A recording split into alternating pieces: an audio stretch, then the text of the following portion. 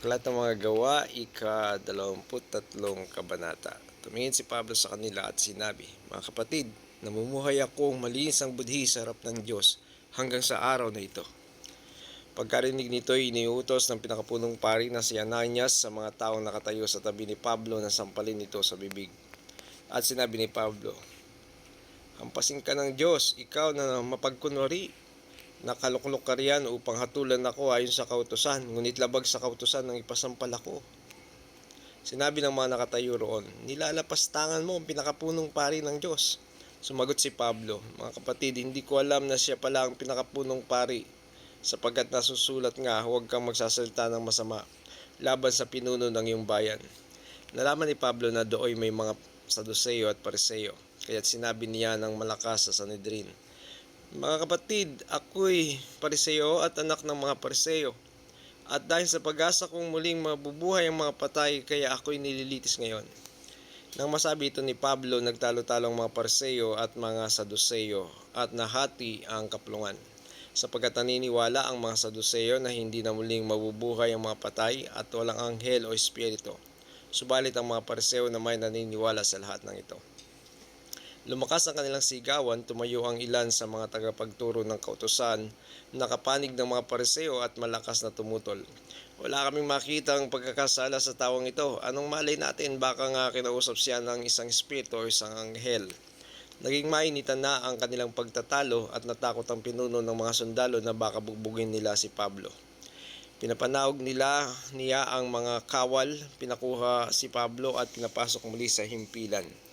Kinagabihan, nagpakita ang Panginoon kay Pablo at sinabi sa kanya, "Lakasan mo ang iyong loob.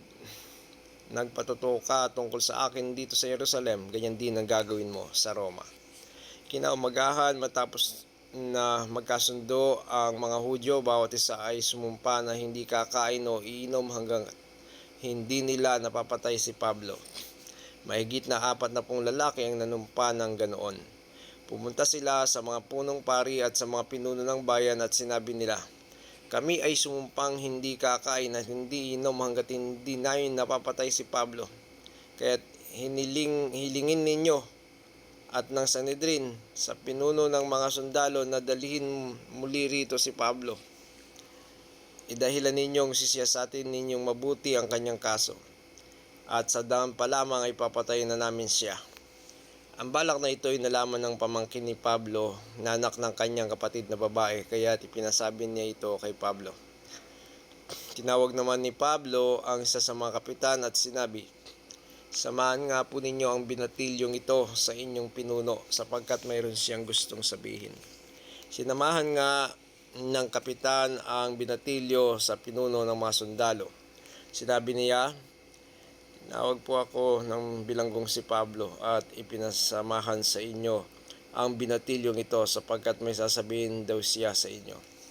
Hinawakan ng pinuno ang kamay ng binatilyo, dinala sa isang tabi at tinanong, "Ano ba ang sasabihin mo sa akin?"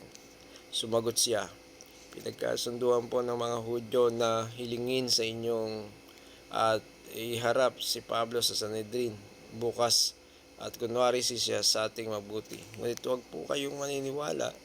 Tatambangan po siya ng mahigit na 40 katao na nanumpang hindi kakain o iinom hanggat hindi nila napapatay si Pablo. Handang-handa na po sila ngayon at pasyan na lamang ninyo ang hinihintay.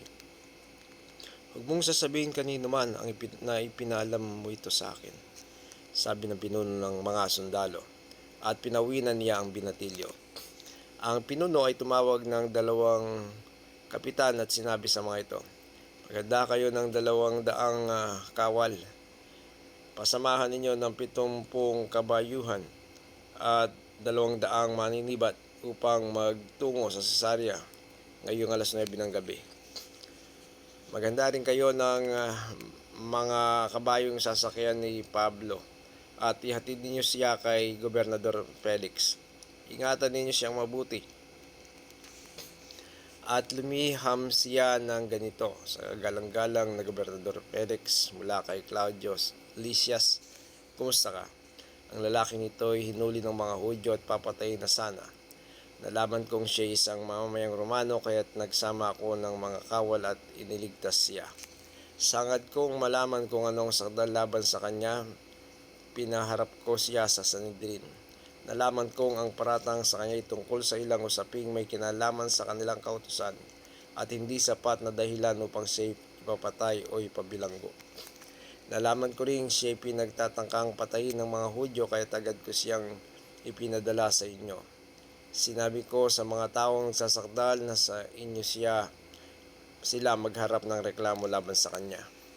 Sinunod nga ng mga kawal ang utos sa kanila. Kinagabihay kinuha nila si Pablo at dinala sa Antipatris.